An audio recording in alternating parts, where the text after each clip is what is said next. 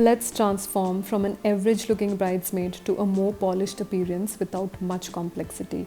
This makeup tutorial emphasizes achieving a natural skin-like base, which I'll guide you through step by step. You don't need to have the exact products I'm using. Feel free to use whatever you have available. After applying a pore filling primer, I used 3 key products: a full coverage foundation, serum based foundation, and a strobe cream. For instance, if you don't have a Lumi cream, you can mix moisturizer into your foundation with a touch of a liquid or even powder highlighter for a radiant base. That way you won't need a Lumi cream or a serum based foundation. The initial shade might seem lighter than my skin tone, but this foundation eventually oxidizes, blending seamlessly. The concealer I apply acts like a filter. It truly does, strategically highlighting specific areas on the face with a light application for a flawless effect. Applying a light concealer to specific areas helps to brighten and add luminosity to those specific regions, which results in more radiant and awakened appearance.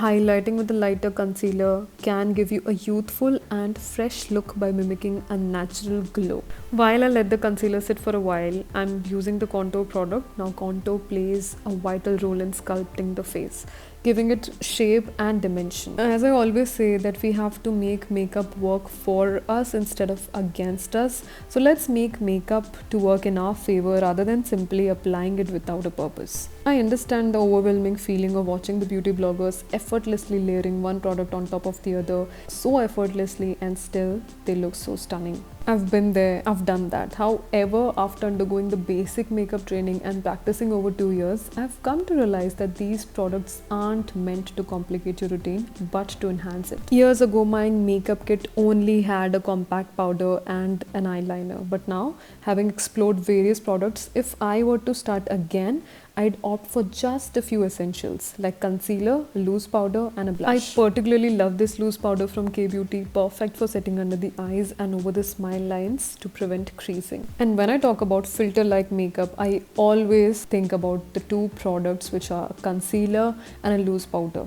Now, using this versatile Infinity palette from Mars, I use it for both blush and lipstick, placing it strategically on my cheekbones for an appearance of lifted and high cheekbones. After blending the blush using my fingers, I move on to the next step, which is the brows. This is the only brow product that I own, probably because I didn't feel the need to have anything else. It is just so versatile and it gets me covered. I mix the black and a brown shade to perfectly match with the natural color of my brows.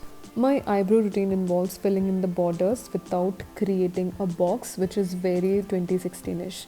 Now you have to focus on filling the gaps.